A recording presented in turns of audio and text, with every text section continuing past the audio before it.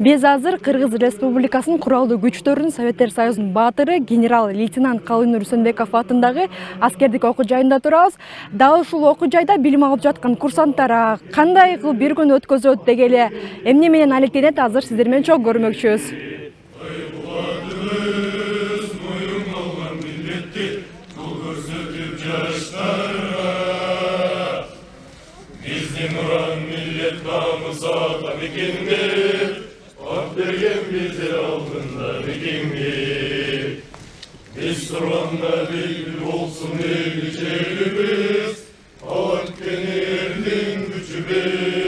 Зачитать, потом на второй паре уже будете докладывать мне.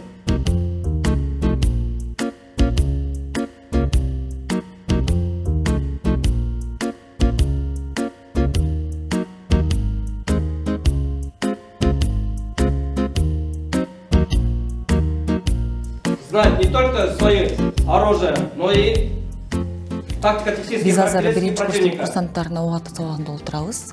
Бул жакта сабактан жүрүшкө тоскоол болбой, сабактын практикасын чогуу көрөлү. Знаний, умений и навыков структура огневой подготовки как предмет боевой подготовки включает изучение следующих взаимосвязанных разделов.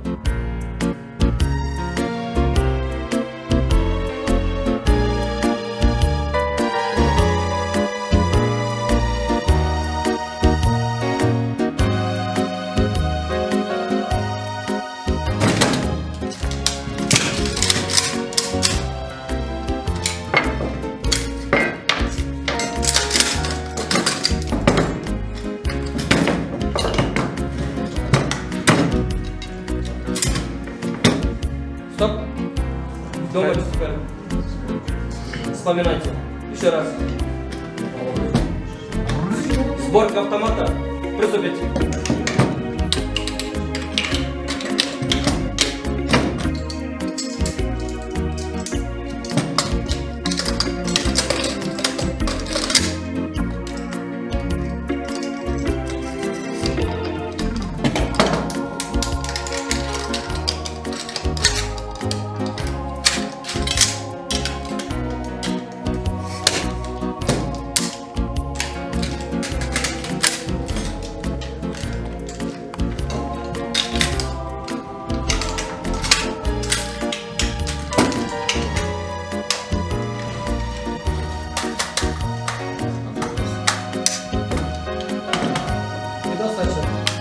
Контроль спуск сделан.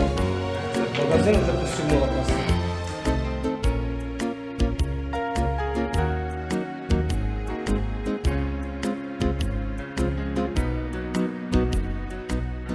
Айтсаң, ушул аскер институтуна тапшырып калууга эмне түрткү болду? Кантип бул жака келип калдың?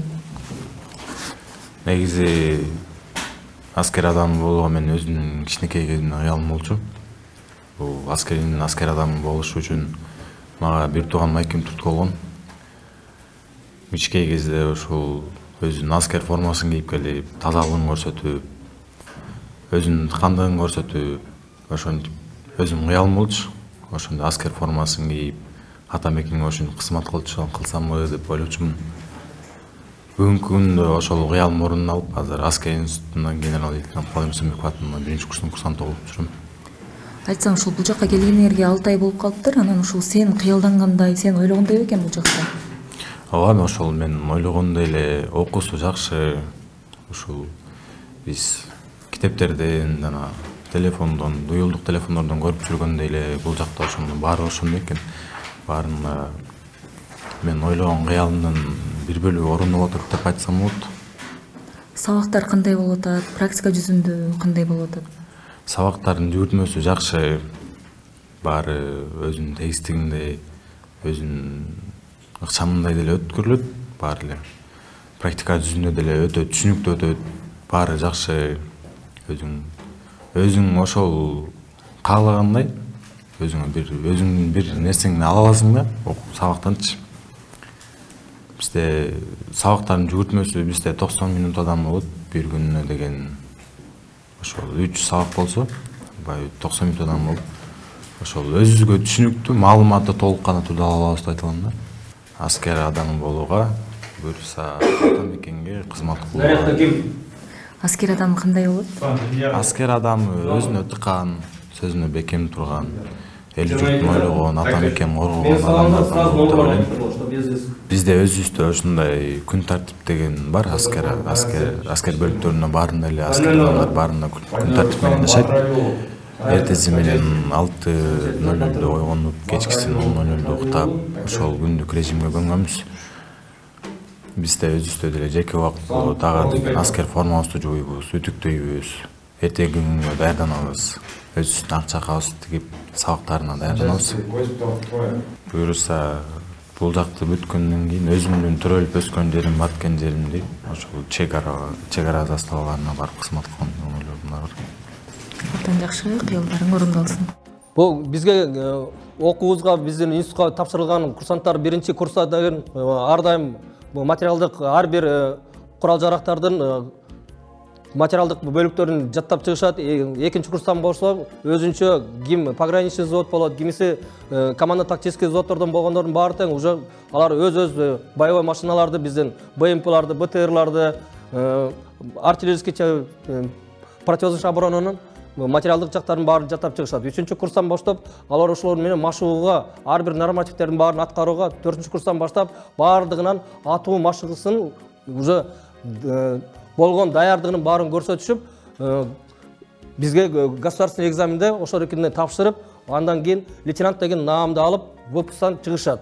Кийин биздин куралдуу күчтөрүндө жана чек ара күчтөрүнө ошолор бөлүнүп берилишет дагы.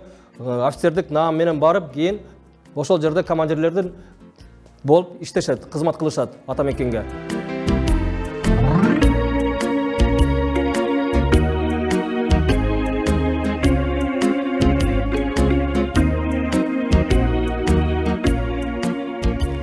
Саламатсызбы, тоскоол болгон жокму? Бул жакта окушум боюнча чек ара көзөмөлдөө ишмердүүлүгү сабак өтүп өткөн. Деги эле мен кызыккан суроо мындай болду да, ушул чек арадан өтүүдө мен мисалы жүргүнчү катары жол болсо, унаам менен өтүүдө кандай шарттарды билишим керек, кандай жолдорду билишим керек, ошол боюнча балким паспорт текшерип көрсөтүп бересизби, кененирээк айтып берсеңиз сонун болмок. Макул. Бул Кыргызстан менен Казакстандын ортосунда турган текшерүү көзөмөлдөө өткөрүүчү пост. Ошо эки мамлекеттин международный пост деп коет, эл аралык. Анан ошол жерде жөө жүргүнчү анан машина менен пропускной режим осуществляется бу жерде. Бу жерден өтүп атканда бизде мондай эме бар. Азыр жаңы оборудование келе элек, бирок эски оборудование негизинде эметип атабыз да, ушул жерден эме текшерип паспортту полностью карап, жарандын паспортун карап, бул действительно оригиналбы, ошол мамлекеттен берилгенби же берилген эмеспи деп. Себеп дегенде бизде деген башка вуздарда, бул МВДнын академиясында, национальный университетте бизде ай сайын соревнования, идентификационной личности, по криминалистике, да, но ошол жерде ошо действительно ошол паспорт оригиналбы, оригинал эмеспи, сүрөт өзүнүкү эмеспи деп ошонун баардыгы текшерилип турат да. Посттон өтүп атканда ушинтип текшерилет, бу жерден сразу эмеси көрүнүп чыгат. Оригинал, не оригинал, ар бир лист мынтип эмеден өткөрүлөт. Мондай кылып, действительно бу лист кошулганбы, кошулган эмеспи, оригинал эмеспи, мамлекеттик эме символдар барбы, жокпу деп ошол жерден чыгат. Анан печать оригинал, не оригинал, сүрөтү өзүнүкү, кээ бирлери өзлөрүнүн сүрөтүн подделка кылып, ошол жерге окшош кылып өтүп кеткен да жарандар бар да, жок эмес андайлар.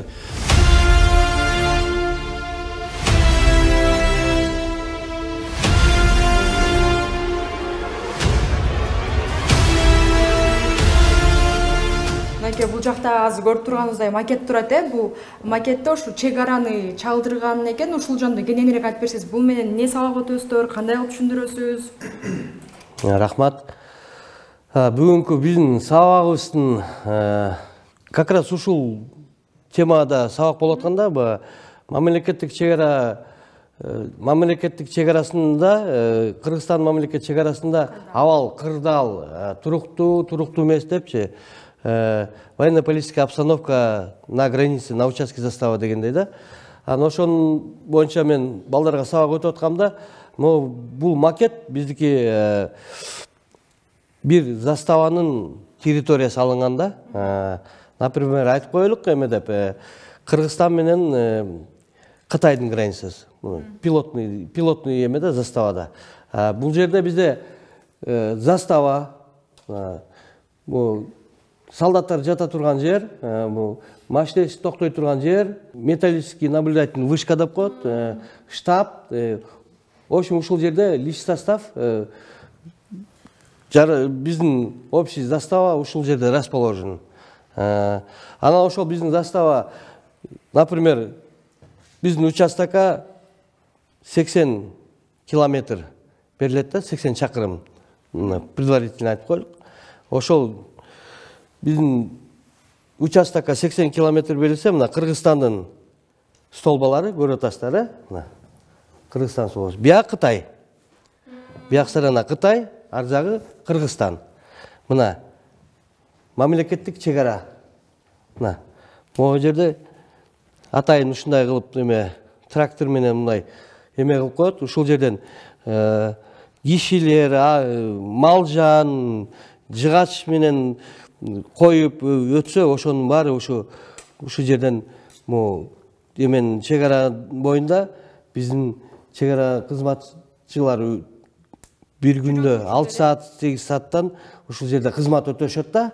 Ошол жерден карап, ар ким ошол участокты карап, ошол жерден изменение болсо, өзгөрүү болсо, ар бир столбаларда эмелер бар, байланыштын эмелери. Ошону сайып туруп доклад берет. Кабар берип, могу участокта изменение болуптур, бул жерде ат өтүптүр, же болбосо малжандар өткөн экен, же киши өткөн экен, аркасы менен өткөн, асты менен өткөн, баягы ийиздин дагы баягы жерге канчалык киргенин, канча киши, кээ бирде бир кишинин үстүнө отургузуп өткөн учурлар да болот. Ошонун баардыгын атайын ушундай эмелерди жазап койгон мына трактор менен. Ошол жерде мындай биздин чегарачылар жөө, атчан, анан машина менен кайтарат. Анан азыр баягы биздин 21-чи кылымда уже беспилотный деген эмелер менен, дрондор менен учуп кайтарылып атат да. Күн түнү биздин чегарабыздын эмеси көзөмөлү бар да. Анан бул жерде көрдүңүздөрбү эмелер бар. Непосредственно оборона деп коет. Ошол жерге кырдаал курчуп кеткенде, уже заставадан келип ушул жерге обороналарга жатып оборона істетет да. Анан мондай металлический наблюдательный вышкалар бар. Эрте мененки күн жерге жарык бергенден баштап чыгып, күзөтчүлөр кечки караңгы киргенге чейин ушул жерде баягындай дүрбүлөр менен карап турушат. Чегара мамычасы деп коет, орусча пограничный столб. Ошол мына биздин пограничный столб, бу жерде биздин герб турат, анан ошол участоктун эмеси турат. Канчанчы квадратта, то есть канчанчы эмеде жайгашкан деп. Биякта болсо баягы экинчи мамлекеттин столбасы турат. Экинчи мамлекеттин столбасы. Болсо мына эме связьдин столбалары көрдүңүздөр да? Связьдин столбалары Союз убагында илгери Та-57 деген болгон, шнур апар менен эме болот. Трубка. Трубка менен келип туруп, алып чыгып шнур апарды ар бир столбада мамычаларда эмелер бар, тешиктер атайын ошо эме связьдики. Ошол жерге сайып доклад бере беришет да. Мен баланчанчы участокко жеттим, баланчанчы участоктон кайттым, эчтеке көргөн жокмун деп, ар бир 10-20 мүнөт сайын заставанын эме нөмөтчүсүнө баяндап турат да. Жакта азыр байкалыбызга жайгашат 4-курстун курсанттары экен. Азыр чегара көзөмөлдө сабагын өтүп жатыр. Бул сабакта дагы кандай кызыктар бар, кандай өзгөчөлүктөр, дагы кандайларды үйрөтөсүздөр? Максаты деген. 4-курс бизде 2-курстан курстан баштап ошо биздин чегара кызматтын сабактары өтүлөт. Быйылдан баштап биринчи курстан башталды. Ошо чегаранын түзүлүшү, анын историясы, ошо кандай түзүлгөн, эмне болуп жаралган, канчанчы жыл жаралган, ошону биздин биринчи курстар окуйт. Темплан учебный программанын негизинде азыр быйыл 50 бала алдык, ошо 50-200 бала болду. Ошо биринчи курстар. Мурунку жылдары экинчи курстан баштап ошол чек ара кызматтын түзүлүшүн, кандай түзүлгөн ошолордун баарын сабагын өтүп келип, 4-чү курста биздин выпускной курс, 4-чү курстар. Основном азыр чек ара кайтаруу деп коет, основа охраны границы. Ошол основной предмет. Андан тышкары бизде дагы 6 предмет бар. Баардыгы бири-бирине байланыштуу. Баары бири-бирине байланыштуу. Буга чейин теорияны окуп келе туруп, практика жүзүндө да ошол. Практика булардыкы уже 3-чү курста эле башталган. 3-чү курста булар биринчи буларда тала чыгуу болот. Тала чыгуудан келгенден кийин стажировкага кетишет.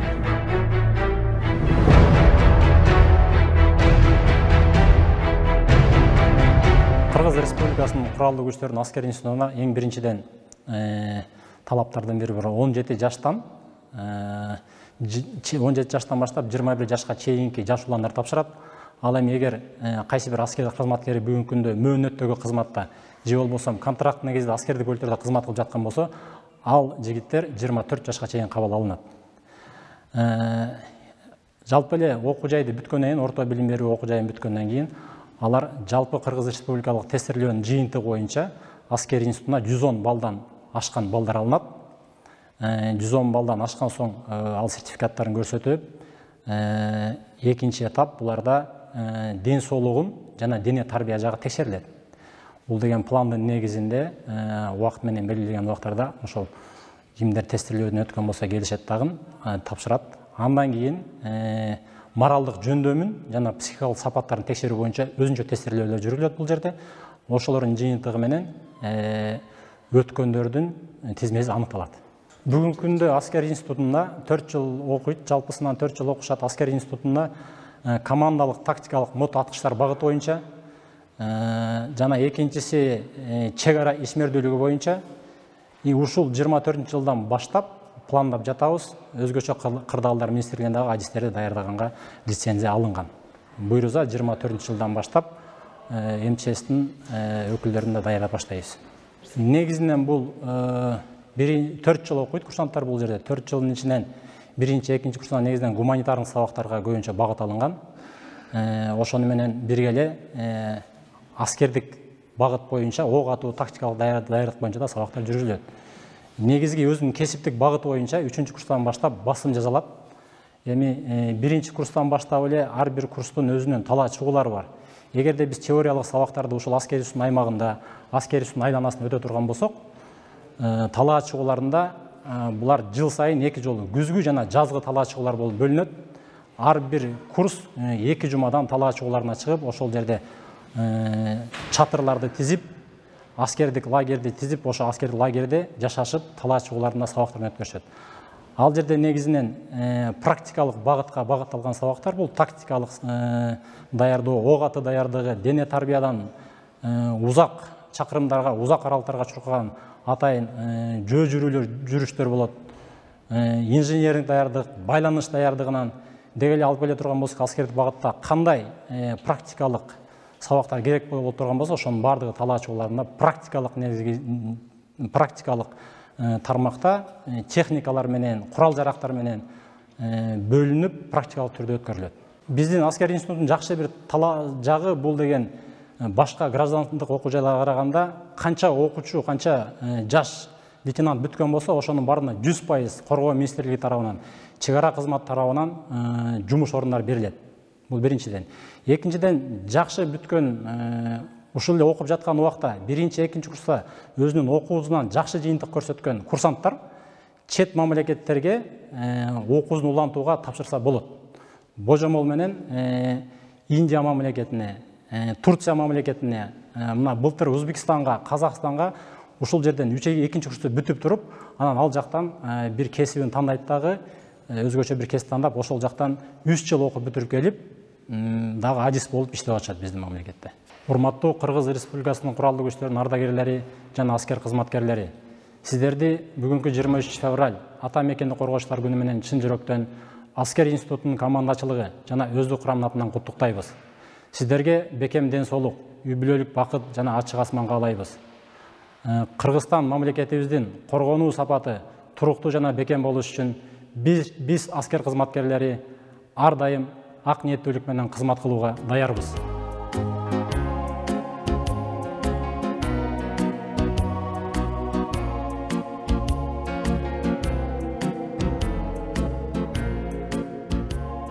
Азыр болсо тарых жана аскердик даңсалында турабыз. Бул жакта ушул жердин тарыхы, дагы эмнелер камтылган, ошол боюнча айтып берсеңиз. Бул аскер институтунун тарых жана аскер даңзалы 2022 жылы ушул аскер институтунун бүтүрүүчүлөрү, аскер институтунун өздүк курамынын атынан Калайнур Рүстөмбековдун жакын туугандарынын демилгеси менен ачылган. 2022 жылы ноябрь айында ачылган.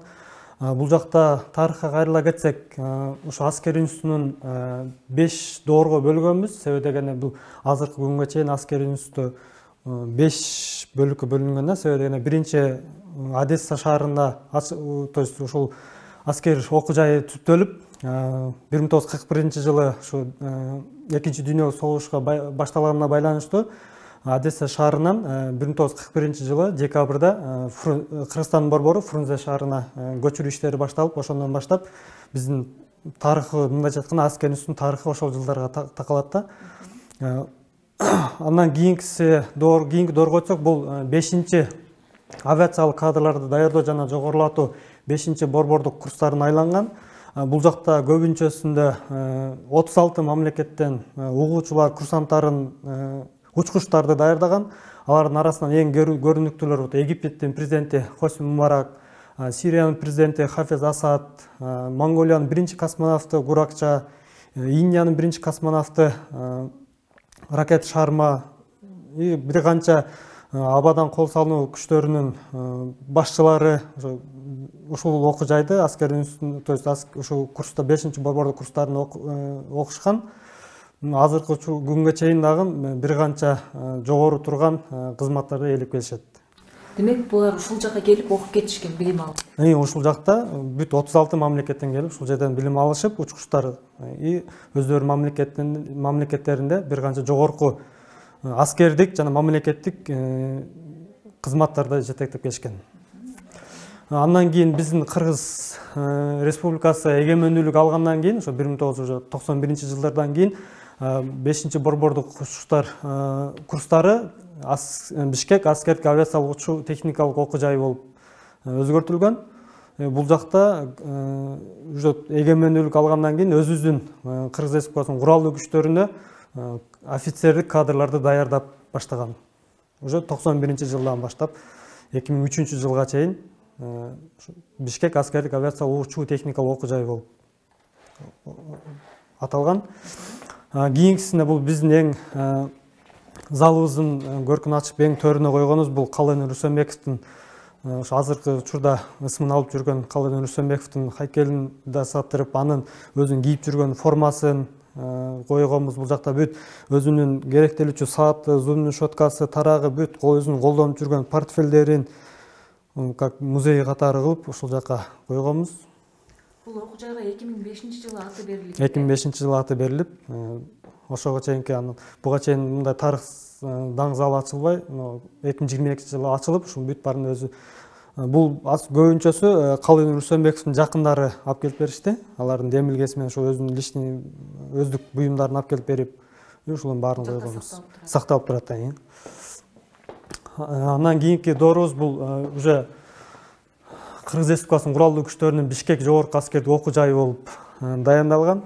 Уже 2000 сиз айткандай 2005 жылы 30 апрелде Советтер Союзунун баатыры генерал-лейтенант Калайнур Рүстөмбековдун ысмы ыйгарылып, ошондон бери окуу жай ысмын алып келип жүрөт.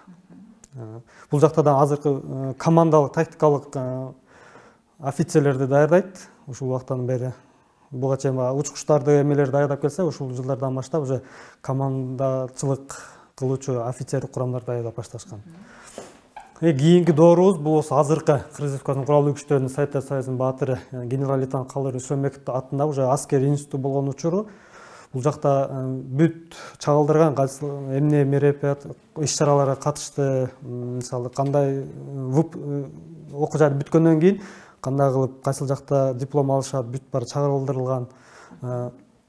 Буга чейин болгон эмес, кесип илим каармандык деген өзүбүздүн аскер институтунун ураны ойлоп тапканбыз. Ошо аскер институтунун тарых зал ачыларда бул жакка дагы эмне үчүн ошол кесип, эмне үчүн билим, эмне үчүн каармандык деген сөздөрдү тапканбыз. Алардан түшүндүрмөлөр бүт жазылган. Энен кийинки айтуу кетчү нерсе аскер институтунун өзүнүн Манас атабыздын символикалары менен камтылган жаңы шуурон, то есть төш белги эмелерин да ойлоп таптык. Шуурондорун, шакекчилерин бул жакта эмелер бар. Ар бир окуу жайды бүткөндөн кийин ар бир курсантка, офицерге окуу жайды бүткөндүгү тууралуу ромбик, андан кийин төш белгүү, анан шакекче берилет. Бул шакекчелерди бир гана ошо аскер институтун бүтүргөн офицерлер гана такканга укуктуу да. Биздин акыркы стендибиз бул биздин ошо аскер окуу жайынын бүтүрүүчүлөрү бул 2003 жылдан баштап 2023 жылга чейинки ушу чек ара жаңжалдарында баатырларча шейит кеткен биздин бүтүрүүчүлөр бүт баары булардын арасында эң көбү эле 2023 жылы болгон Коогалаңда эме болду. Курман кош 2022 жылы. Бул жерде ошо айта кетчү нерсе, мындайча айтканда бүт бардыгы баатырларча курман болду да. Алардын арасынан Ураимов Элеман деген деле уксаңыздар керек. Өзү кетпестен өзүнүн жанында жүргөн душмандары чогуу граната менен жарылды деп. Анарбеков Дастан кыйла жанагы дайынсыз жоголду болуп жүрдү. Кийинчерээк денесин таап, сөөгүн экспертизадан өткөрүп. Бул Анарбеков Дастан ушул аскер институтун 2022 жылы июнь айында кызыл диплом менен аяктап, артыкчылык диплом менен аяктап, узак өтпөй эле ашып кетсе 2 ай кызмат өтөдү.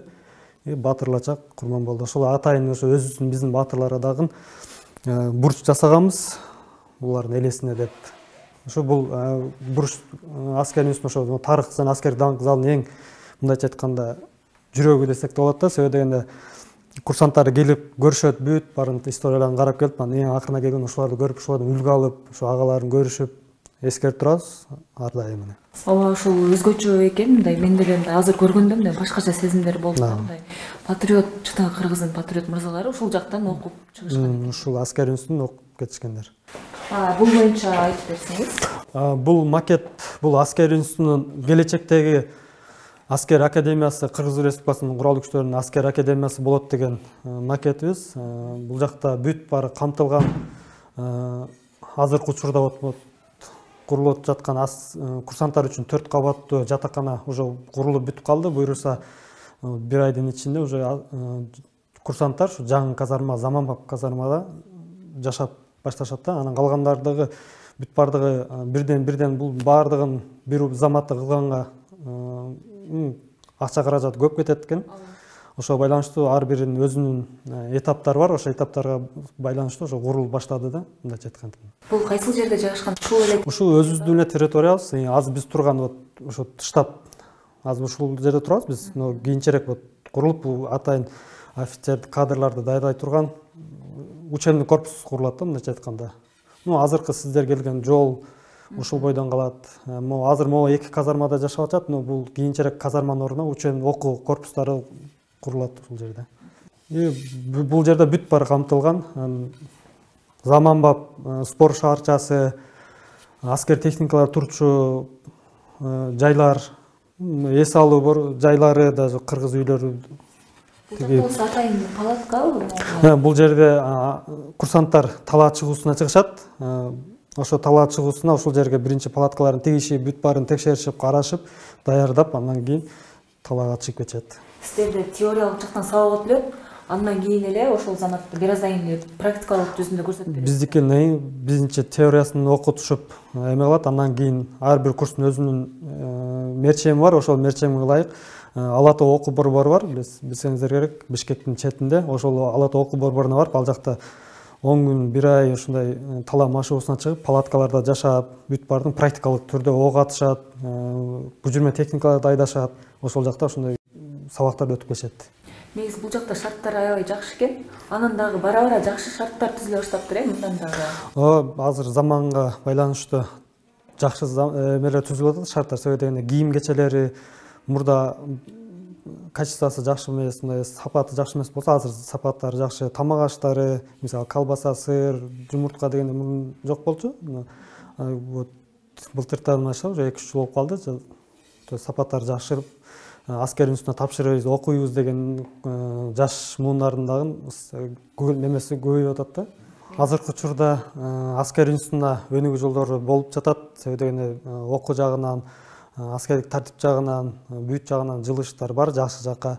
Бул жактан дагы Коргоо министрлиги тарабынан биздин башкы кол башчыбыз президентибиз Садыр Нуркожоевич тарабынан дагы колдоолор көргөзүлүп, бүт жактан колдоолор көргөзүлүп, жакшы жакка баратат. Себеби деген аскер институтуна тапшырабыз, окуйбуз, мекенибизди коргойбуз деген жаш муундардын дагы өсүп жатат да. Аябай көп жылдан жылга биздин институтка тапшырабыз деген балдардын дагы саны көбөйүп жатат. Жалпы куралдаш жолдошторум, сиздерди 23 февраль ата мекенди коргоочулар күнү менен куттуктаймын. Булыр сиздерге менден белек болсун. Баба Равшан Тургунбаев туулган жерге.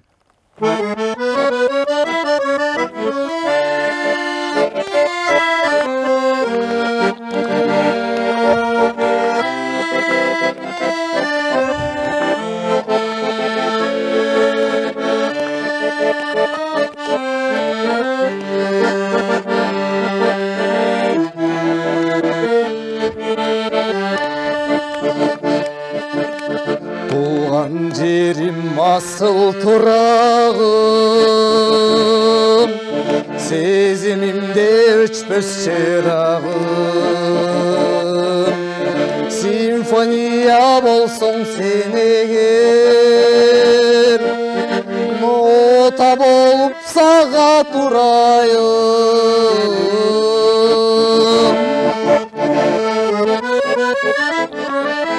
Кереметтүү күлөр куюлуп, кулагымда тура тугулуп, толган жерим сенде турбайбы. Айтып өткөз косулуп, түшкө кирсе күлгүн жамалып, жүз көрүшүп тунуп каламын. Дептер болсоң сансыз барактуу, из калтырар мен бир сыяңмын.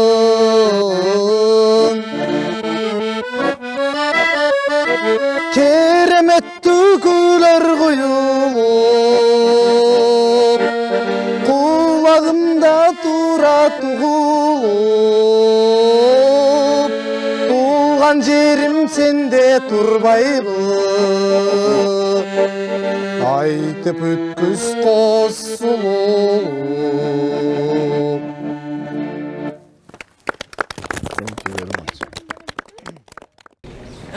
Бул окуу жайда канча жылдан бери окуйсуң, артыкчылыктары боюнча дейли бир күнүң боюнча айтып берсең, канчада турасыңар, канчада жатасыңар, канчада тамактанасыңар?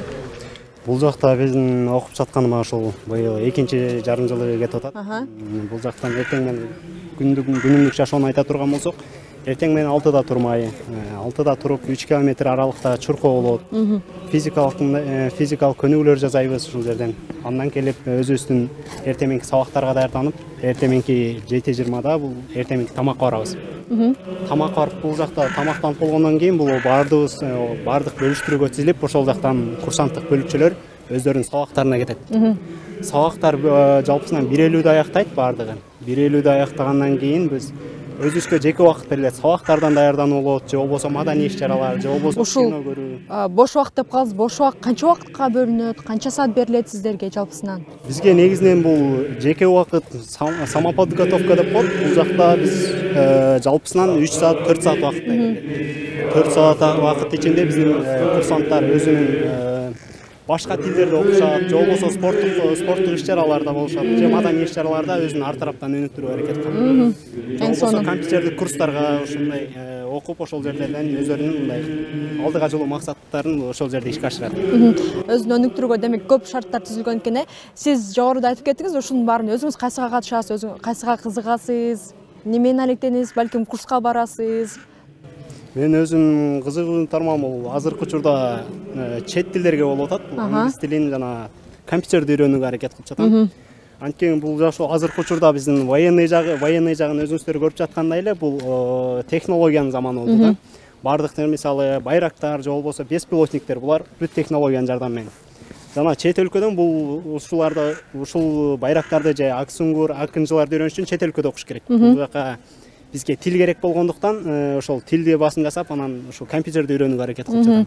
Демек алдыда максаттарыңыз чет жакка чыгуу экен да, ошондой десек болот. Андан сырткары айта кетпедиңиз, эртең менен 6-да турабыз. Кечинде канчада жатасыздар? Кечинде саат 10-до бардык курстарга, курсанттык бөлүкчөлөргө отбой берилет. 10-до бардык курсанттар жатып, жалпысынан 8 саат уйкуда болуп, кайра эртең менен турганда бул курсанттардын ден соолугуна пайда дегенде бул пайда деп 8 саатты мындай кабыл алган. Эң сонун негизи эле адам баласы уктаган жакшы көрсө керек. Буга чейин бул окууга келечектисиз, мисалы 6-да туруп 10-да жатпасаңыз керек, ошол режимге кантип көндүңүз? Кыйын болду деги эле 2 жылдан бери бул жакта окуш кандай болду? Оорчулук жараткан жокпу? Мага эмнеси менен жакты?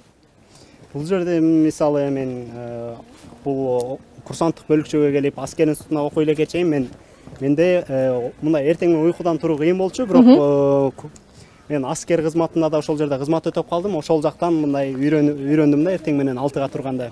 Анткени бул адамды бул тартип гана жөнгө салып, өзүңүн алдыга максат коюп жетиш үчүн канча убакыт керек да, бул убакытта сен уттурбашың керек. Ошон үчүн эрте туруп алдыга карай кадам таштоого ар күн сайын мындай аракет кылып келем да. Ошол себептерден бул эртең менен 6-да туруш ар бир курсантка деги эле аскер адамына мындай кыйынчылык жаратпайт. Эң сонун ушул 23 февраль бардык мекендик коргоочулардын күнү менен куттуктап, балким мүмкүнчүлүгүңүз болсо 4 сабыр менен айтып кетесиз. 4 сабыр мындай ырга дагы немем жогурак, бирок мындай куттуктасак болот. Урматтуу куралдаштарым, мекендештерим, мекен коргоочулары, сиздерди ушул 23 февраль мекен коргоочулар күнү менен куттуктайм. Ар дайым үй бүлөңүздөрдө тынчтык болсун, үй бүлөңүздөр менен бирге ар дайым биргеликте өмүр сүрүңүздөр, кайгынын суусун кечпей, капалыкты билбей, жаадырап жайнап, ар дайым мекенибиздин чегинде коргоп жүрө бериңиздер.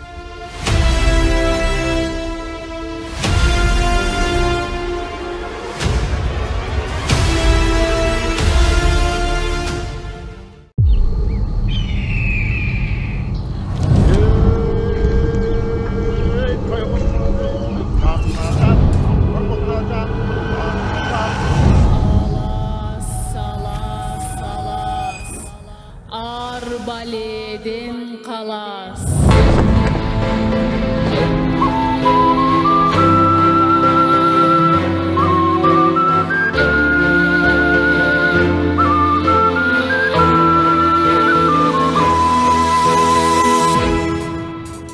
Алато өлкөм Кыргызстан, ажайып көркөм Кыргызстан, укмуштун бары табылган уютку чөлгөн Кыргызстан. Кыргызстан демим Кыргызстан, кылымдык кебим Кыргызстан, 5 күндүк өмүрүмдөгү дейишим менен Кыргызстан. Кыргызстан алга Кыргызстан, Кыргызстан жаша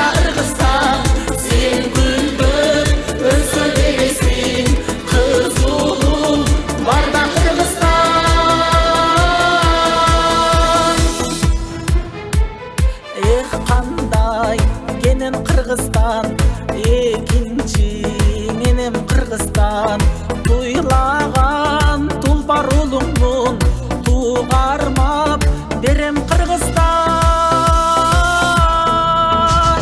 Кыргызстан, өсчү Кыргызстан, кыйлалга көччү Кыргызстан. Ак калка элин байырлап, ансайын көктү Кыргызстан. Кыргызстан, алга Кыргызстан, Кыргызстан, жаша Кыргызстан. Сен гүлдөп өсө бересиң, кыз улуң барда Кыргызстан.